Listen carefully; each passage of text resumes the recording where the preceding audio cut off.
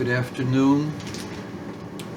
Today is the 27th day of the 10th month of Teves, and it comes during the week. The Rashi quotes the Medrash, Chaval al da'avdin v'loi mishtachim. God says, I have to express pain over those who have been lost and don't come back like them. The patriarchs were unique, and as great as Moshe Rabbeinu was, they eclipsed him in their faith. It's not a knock on Moshe. It's saying a truth that despite their intellect, they were able to nullify their curiosity, their need for fairness, their understanding of how things are supposed to work, and took what God gave them. They didn't look for any outs. They didn't look for any breaks in the line so that they could get cut in on the line. They didn't look for favors. And they never doubted God's truth.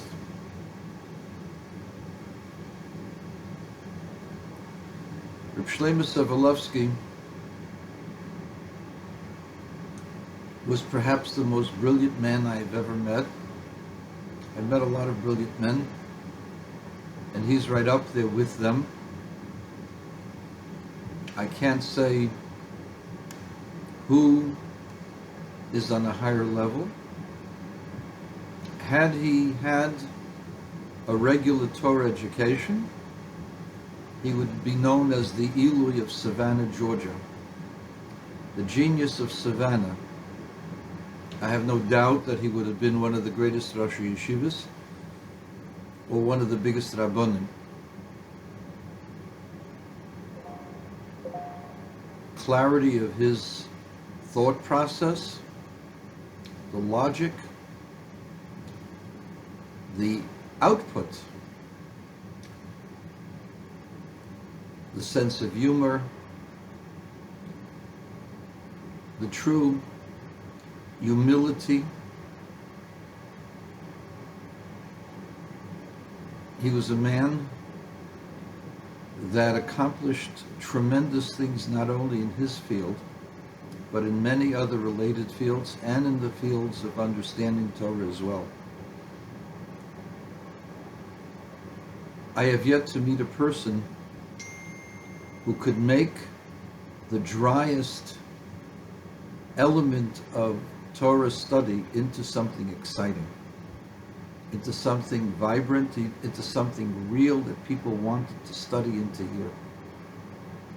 He was not only gifted, but he was given insight beyond the average mind, the average good mind,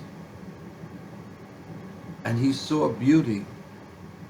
And he saw depths when other people saw shallowness.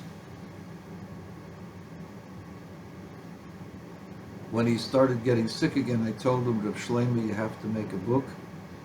He started. The first part of his book he gave to others to examine. And I hope that's not all we have in his writings, in his files. And perhaps we'll be able to put together an appropriate collection of the ideas of a scientific, logical, Talmudic pioneer. Shlomo was born into a poor family. The reason they were so poor The rest of the family was prosperous. His father died at age 50. His father, who at one time thought about becoming a rabbi, was the #1 math student in Georgia, but could not attend Georgia Tech, his school of choice, because they had reached their maximum of Jews allowed in the university.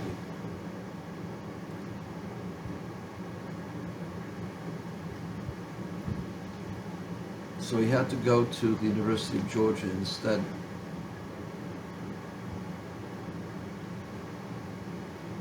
Shlomo wanted to become an astronaut, was a half inch too short. Born with a certain palsy, which didn't allow him to smile throughout his life. He was in a cast till he was 11.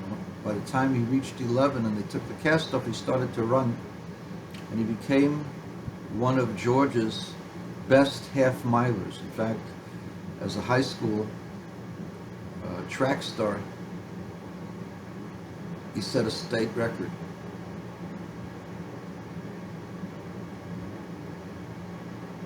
He worked on many different things, building high-speed boats, racing boats. Quit that because he saw the hypocrisy that people had for other people's safety. He's perhaps the only child thrown out of USY, United Synagogue Youth, for being religious. It seems that he demanded of the conservative rabbi that he not drink milk with his meat dinner, and that this was a violation of the things he was taught in the synagogue. For pointing that out to the rabbi, he was asked not to come back. He looked into orthodoxy and was accepted after high school with a scholarship to a yeshiva. And then they rescinded that scholarship because they could get 2 boys with half scholarships for the same price as one. When he expressed outrage, they sent a letter to Shlomo Merkel of Toronto, who sponsored him to go to a yeshiva in a place called Morris something.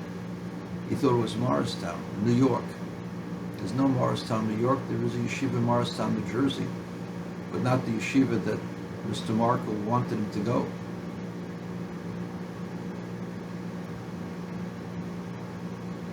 He wound up in the Lubavitch yeshiva, the yeshiva's Tiferes Bachurim, one of the first Baal Tshuva yeshivas in the United States.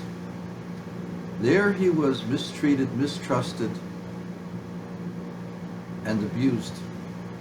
And despite the best efforts of the Yetzer Hara, the evil one, to cause events around him to make him give up, he trucked on.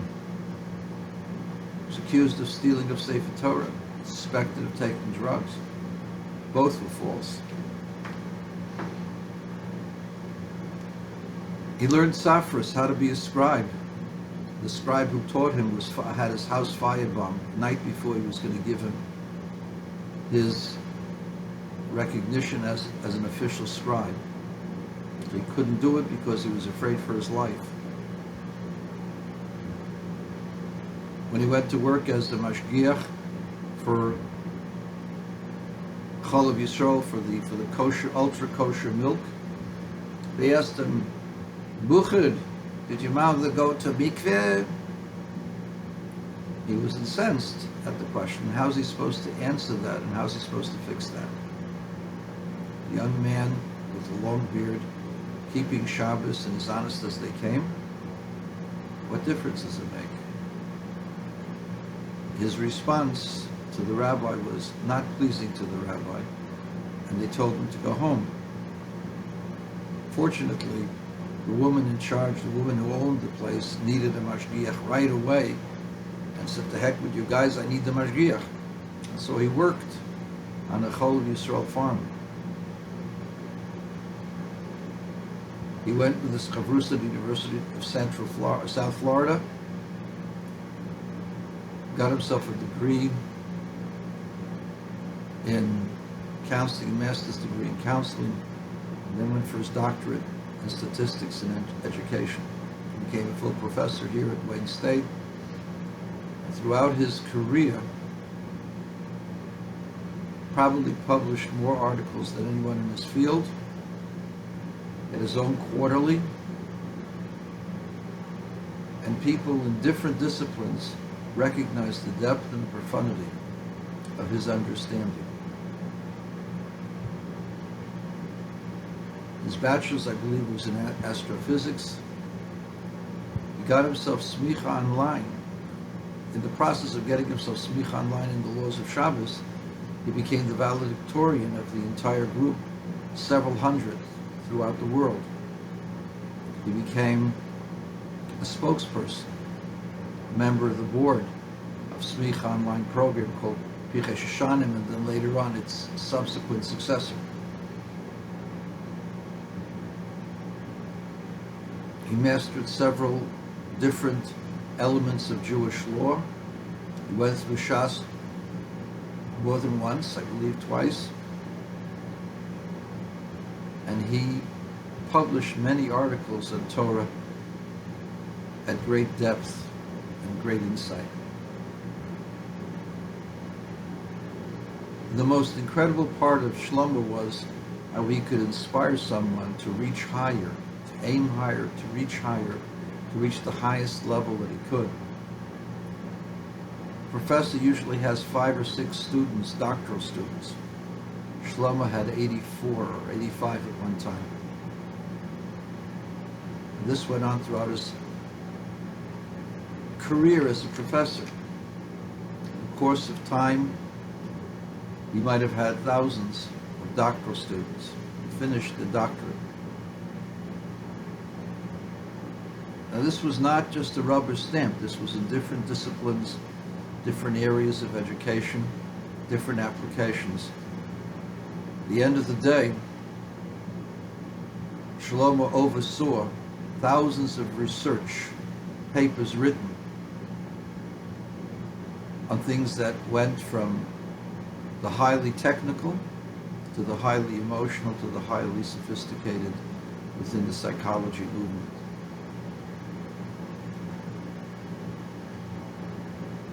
No student of Shlomo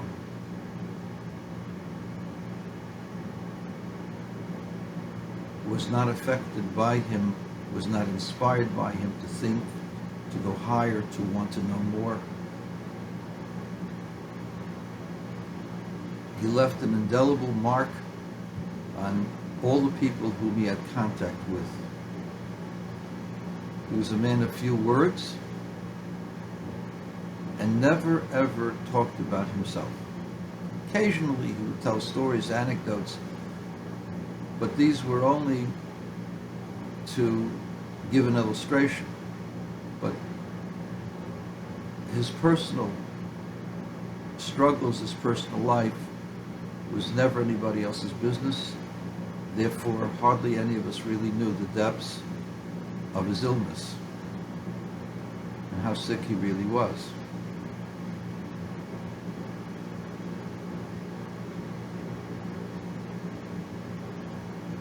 We kept on asking God, Mishabedach, for Shlomo Noach ben Pesha.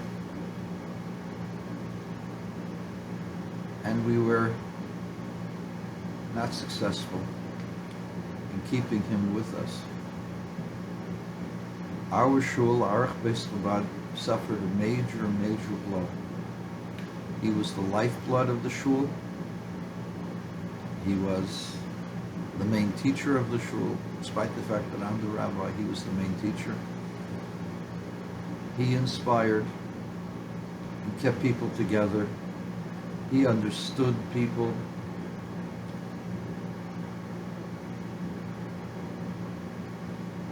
And wherever he went, not only was he respected, but the Torah that he studied and stood for was respected. He did what Avram Avinu was told to do. Shetehei Shem Shomayim Ohuv Al Yadecha. That the name of God will become beloved through your actions and through your teachings. Shlomo, you were here too short.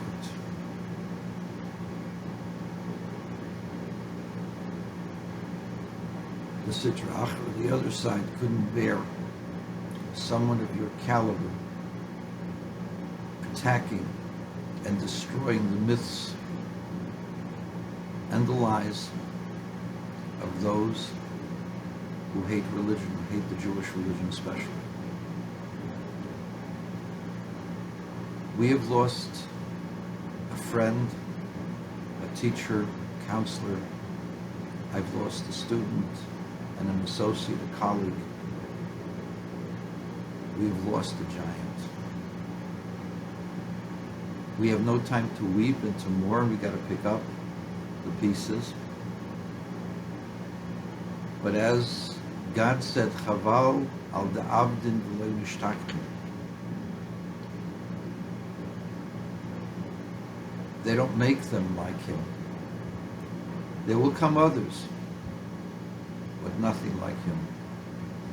He's Zikrei Baruch, may his name be remembered for blessing.